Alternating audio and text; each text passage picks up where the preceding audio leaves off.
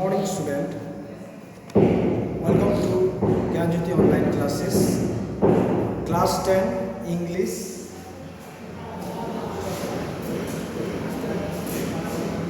exercises of chapter number 1 and 2 from the poem Dust of Snow and Fire and Ice.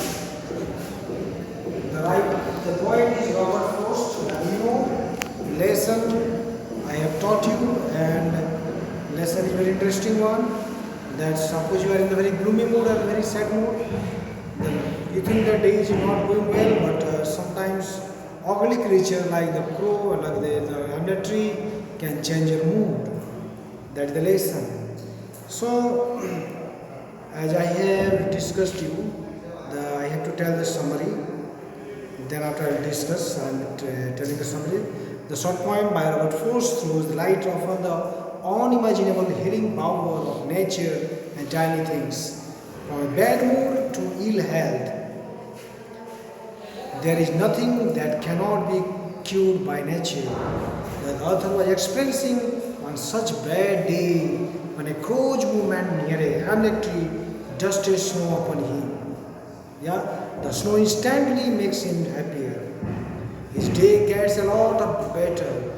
Thus, the supremacy of nature as a whole made him realize how petty his problem was. The fact that hamlet tree is poisonous, combined with crow being the indicator of doom and fear, are used in the poem as the carrier of happiness in the life of narrator is ironical. The poet, through these objects, has tried to highlight that sometimes creatures linked with negative aspects of life can be the bringer of change and happiness, being outdoors in nature with all its unpredictability can benefit anyone, anywhere, at any time. So this is the summary. So let's discuss from this book's exercise, thinking about the poem. And this poem presents the moment that seems simple but has a larger significance. And here, compare this other quotation from Robert Frost. Always a larger significance. A little thing touches a larger thing. Question number 1, let's discuss. What is a dust of snow? What does the poet say has changed his mood? How has the poet's mood changed? Okay. First question is, what is a dust of snow? So answer is, dust of snow refers to the tiny particles of snow. The particles are so small that poet referred to them as dust. The poet was in an awful mood, bhayanak mood, when particles of snow had fallen on him. This changed the poet's frame of mind instantly, and his day got a lot better. Did you understand? So, how his day got a lot better, I have discussed. You can do the exercise accordingly. Question number 2. How does Frost present nature in his poem?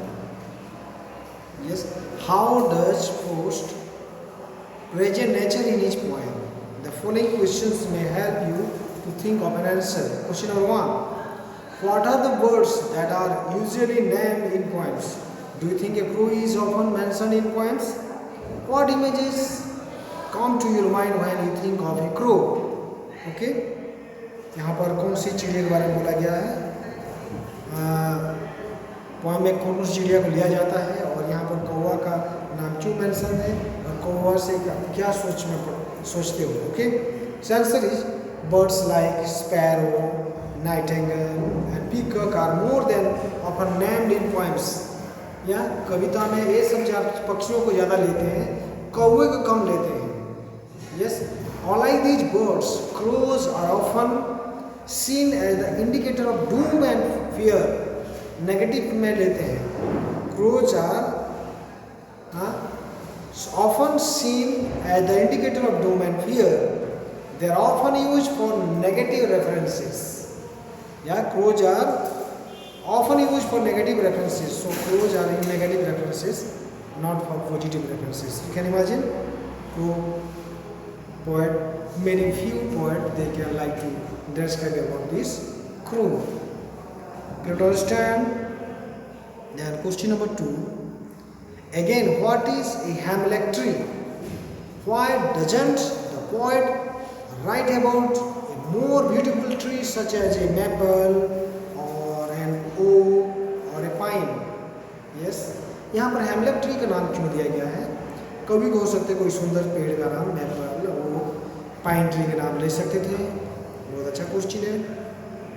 Trees are, answer is trees are also seen as mighty creatures imparting wisdom as they are too old. They give out oxygen and absorb the carbon dioxide, which is connected with absorbing all the negative energy. But there are trees that are poisonous too, like the hemlock tree, poisonous tree. So note it.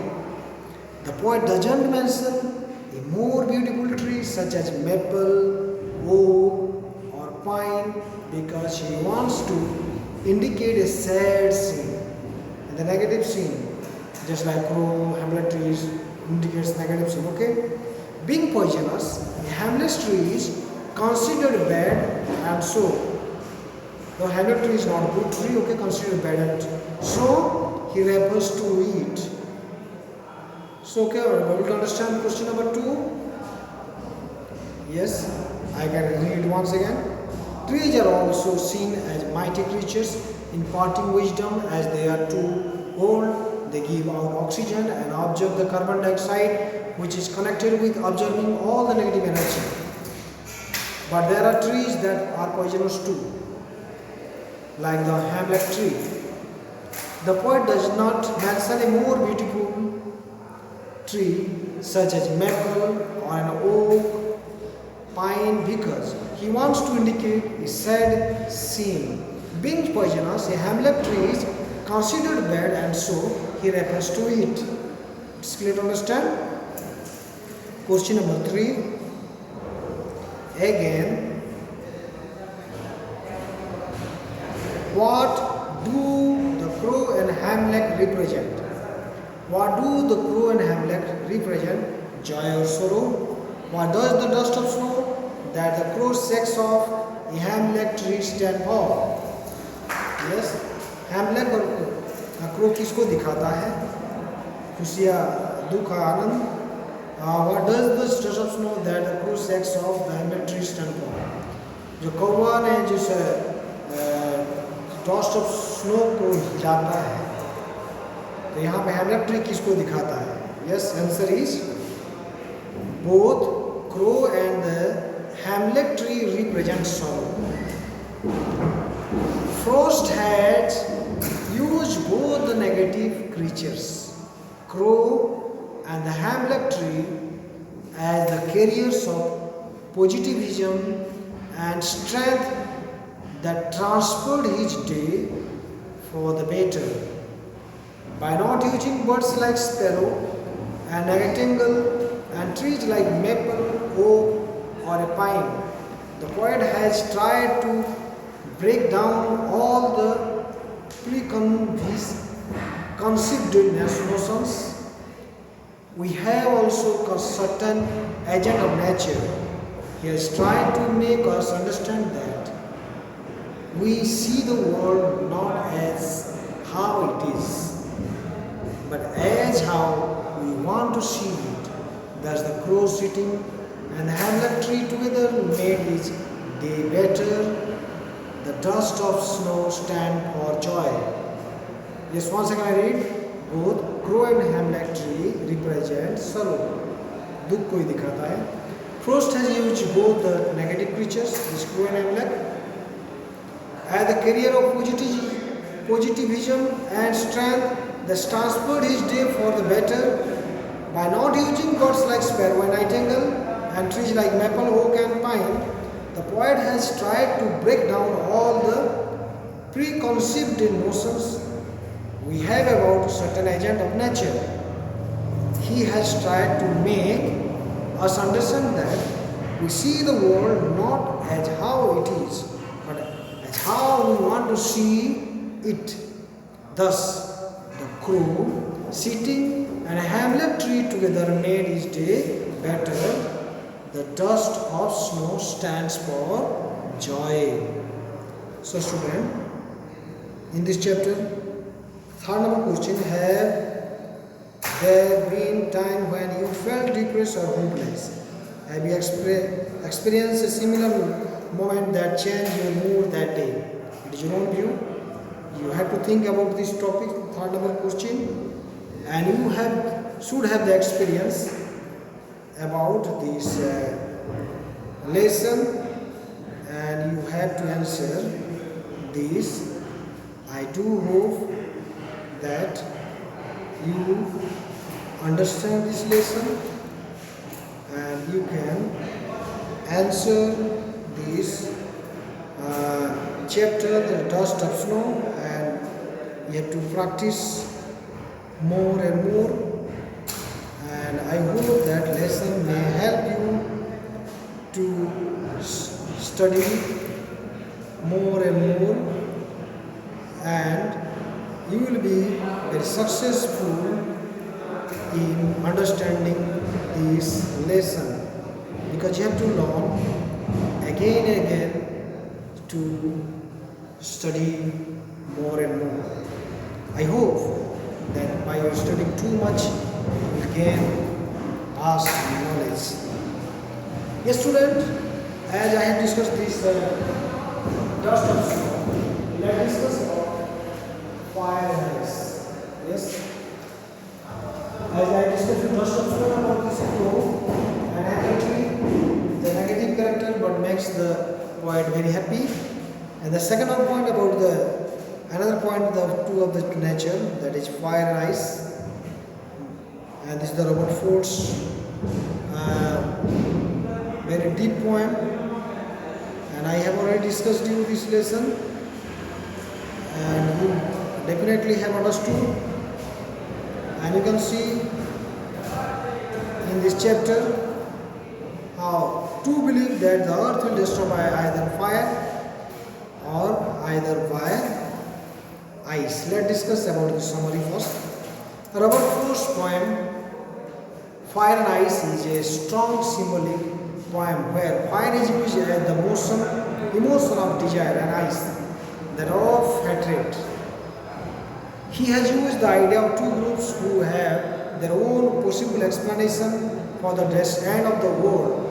For one of the opinion that fire alone can destroy each and every possibility of life on earth, while the other thinks that if ice as the result of extreme low temperature could cover the earth's surface, it could lead to the end of the world. Both the components are conflict with self-destructing human emotions, desire and hatred. The poet is originally of the opinion that he has been very closely associated with the fiery desires, fiery desires, and considers it capable of bringing human beings on the verge of destruction. Thus, he considered fire as most component for destruction. But then he thinks that icy hatred is just as capable of ruining humans, though slowly and steadily. Therefore, if earth was to end twice, ice would be just as good as fire. If fire would lead to destruction, ice would lead to the silent damage. Similarly, if fire is pure passion, ice is pure reason. Thus, the poem very artistically underpins the philosophy that we lead our emotions rule us, and if you don't control them, they will surely bring us all on the verge of chaos. Yes, so let's start.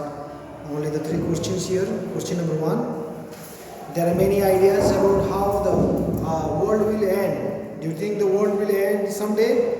How you ever thought what would happen if the sun got so hot that it burst or grew colder and colder? Yes. So let's discuss. Unfortunately, the world is going to end one day, and there is nothing we can do about it. There are many ideas as to how it will end, but one cannot say surely. The reason that life exists only on earth is that the circumstances and temperature which are apt to make it possible. If the sun goes so hot one day that it is the verge of the bursting, it will lead to the rapid assertions as there would be fire everywhere. सूरज का थोड़ा भी गर्मी से धरती जल जाएगा. Conversely, if it grows colder and colder, और ठंडा से ठंडा अगर होता है, there will be ice everywhere on earth. Life in any form will not be able to sustain at such low temperature. In two ways, the earth will destroy. So, student, and we have to discuss about here given as the writer explains about here the fire and ice. Number 2, for first, what do fire and ice stand for? And here the poet explains very beautifully, and we shall discuss. You can see that we can divide this fire and ice in two ways. Fire shows this type of points, all these feelings like hate, conflict, fury, cruelty, lust, anger is the soul on the side of fire. And ice shows insensitivity, coldness, intolerance, indifference, rigidity, hatred. These are negative qualities. Warm qualities and cold qualities. Both things are dangerous to destroy the life. I hope so. And the third point we shall discuss. Question is, what is the rhyme scheme of the poem? How does it help in bringing out the contrasting ideas in the poem? It's okay. What is the rhyme scheme of the poem? Okay, the rhyme scheme of the poem is A B C B C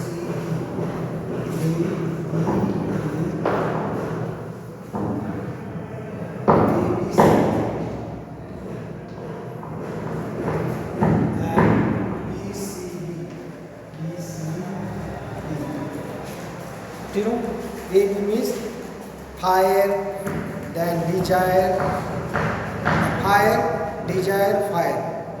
A B A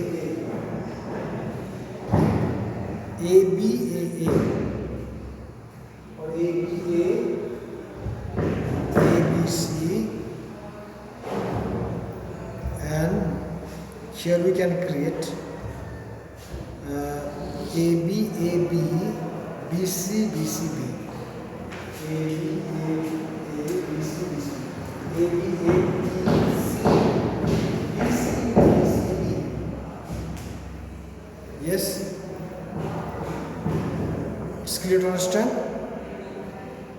So now, student, the poet has used the rhyming beautifully to bring about contrasting idea in the poem.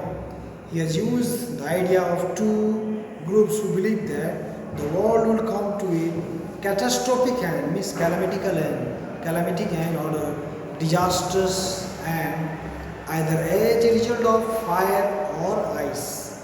Simultaneously, he portrays these two essential components as features of destructive human emotions, desire and hatred.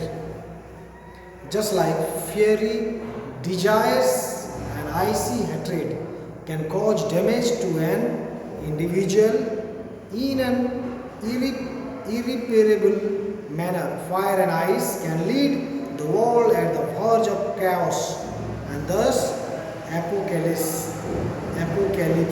is destruction and doomsday. Yeah, once again I say, the rhyme scheme of the poem is A B C B C B. The poet has used the rhyming beautifully to bring about contrasting idea in the poem.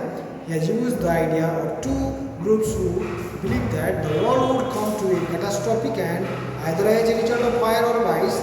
Simultaneously, he portrays these two essential components as figures of destructive human emotions, desire and hatred.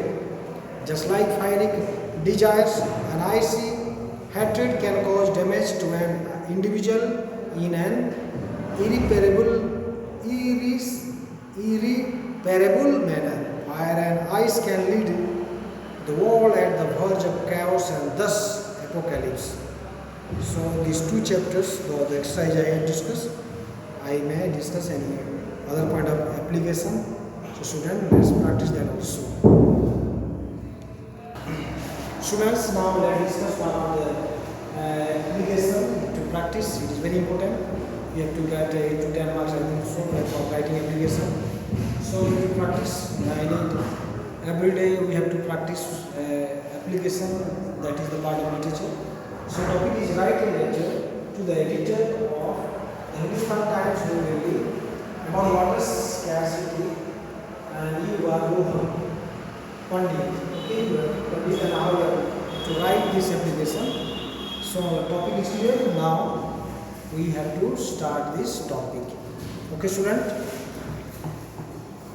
Let's see. When you have to write, you have to first your own address. First you have to write your own address, whatever your address is. Whether Mandipara or Patpara, according to your own address, and write the place tag. Then you have to mention date from distance. इससे थोड़ा दूर है. For 14 August 2020. Today's date. To mention, then I have to take space once more. Then I have to write editor, the Hindustan Times.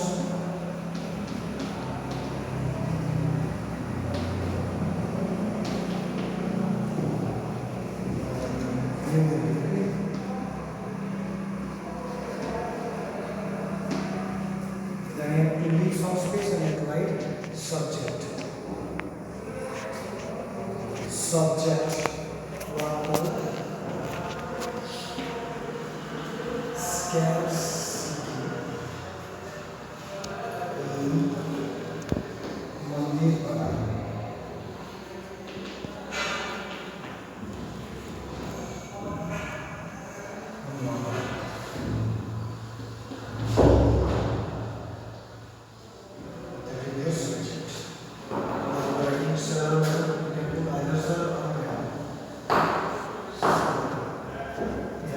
Give a space and write sir. Through the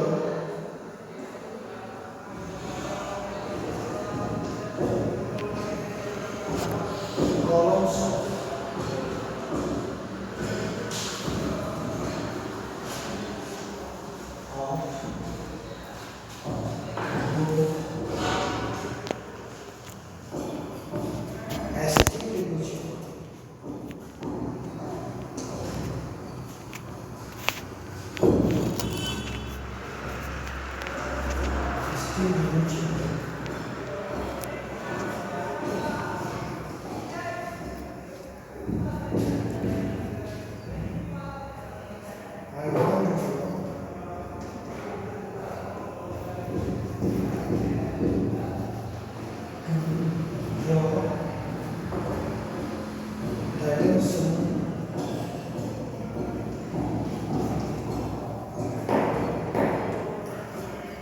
authorities of law.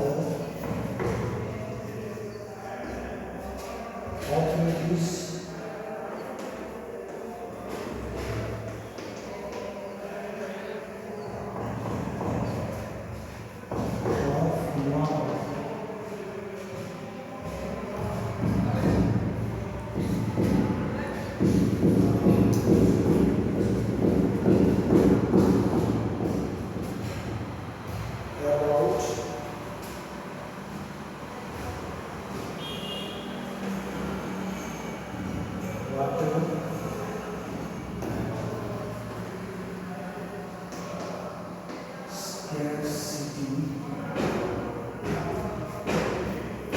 in our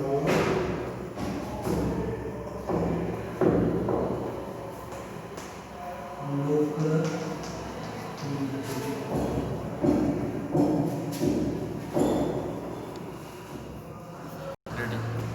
What should I read?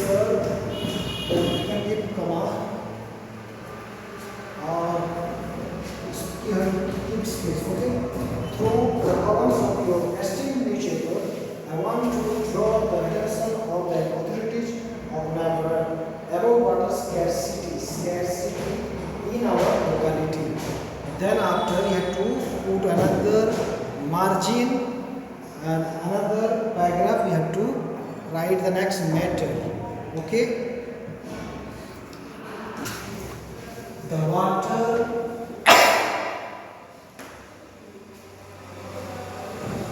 in मंदिर पड़ा है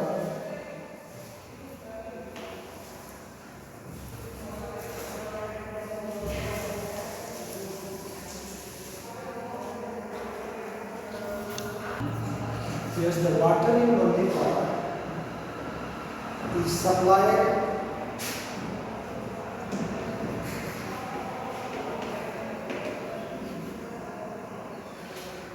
for only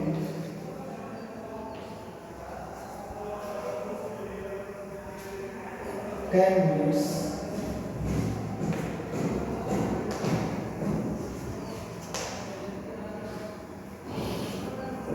in the morning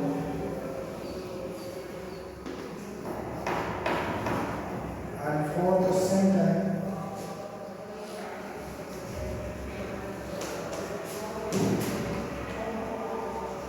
in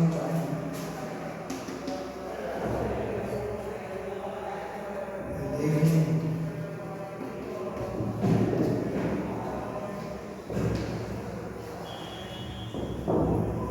For the rest of the day, for the rest of the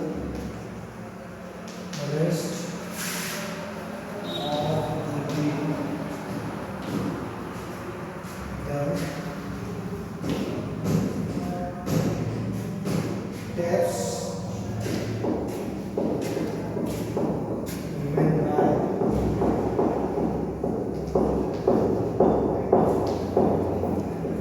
When the quality of water,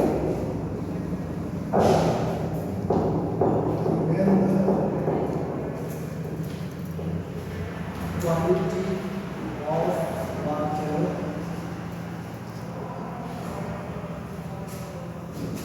supplied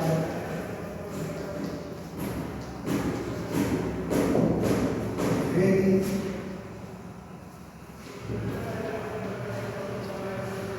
unhygienic.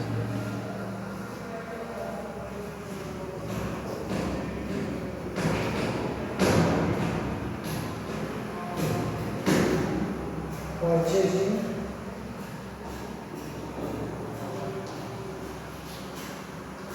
water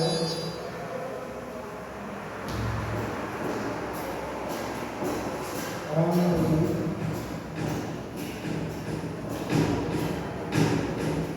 very basic is not easy for us.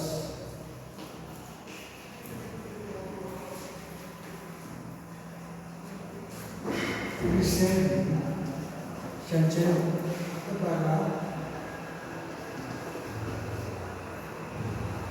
there has been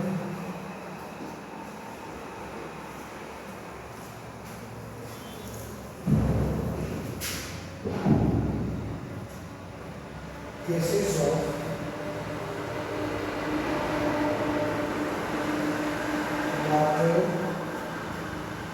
water-borne disease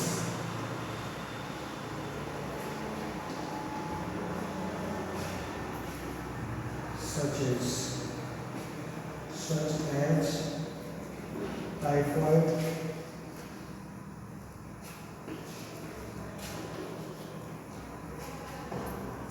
and jaundice,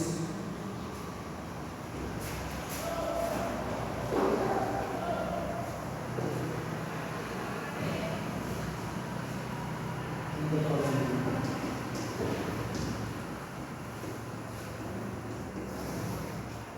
It is feared that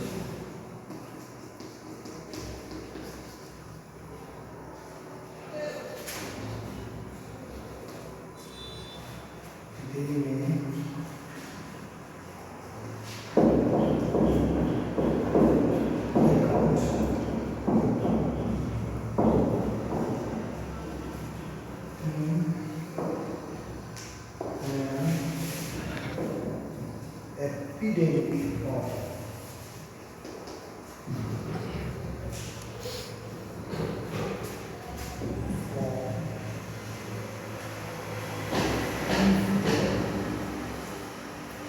quality of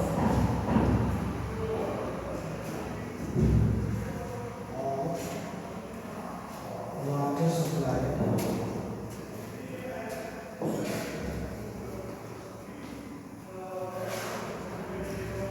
is not improved.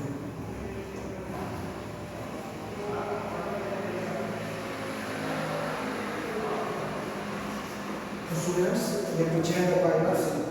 So thereafter, you have to come to this concluding part. Now this is the concluding part. It is suggested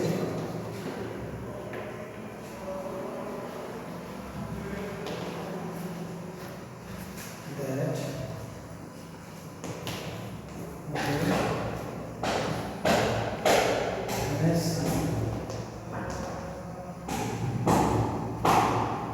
water conservation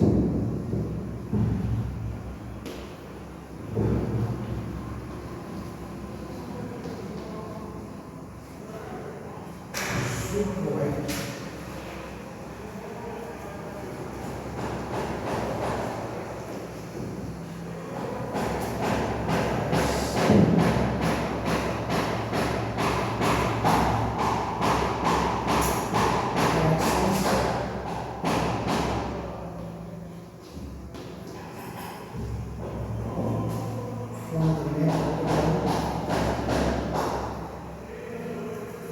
from the main water line which every day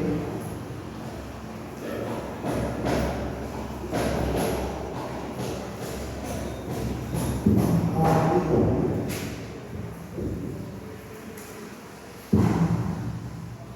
200 meters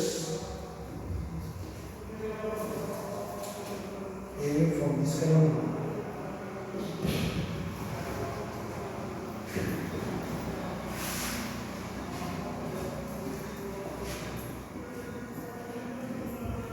Full stop.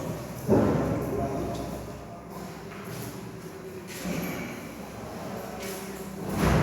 Use space, right? Use space.